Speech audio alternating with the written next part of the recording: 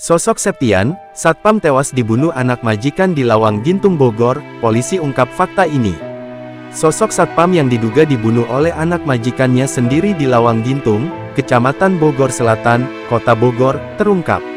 Satpam ini bernama Septian 37 dan bukan berasal dari Kota Bogor.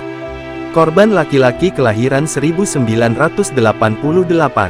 Dari namanya Septian asal Pelabuhan Ratu Sukabumi. Dia security yang jaga malam hari, kata Kapolsek Bogor Selatan Kompol Maman Firmansyah saat dihubungi tribunnews.bogor.com, Jumat tanggal 17 Januari tahun 2025. Septian ditemukan tewas di ruangannya sendiri. Ruangan Septian ini berada di depan rumah mewah majikannya. Diketahui, pelaku adalah Abraham Michael, anak dari pengacara Farida Felix.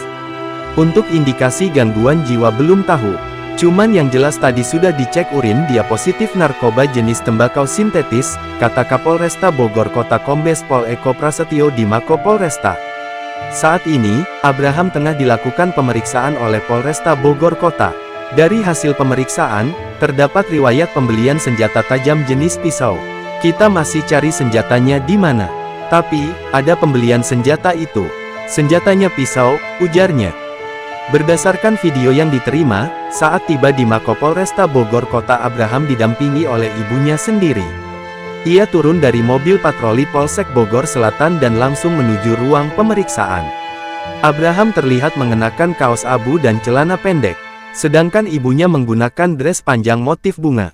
Saat tiba, tangan dari Abraham tidak diborgol sama sekali.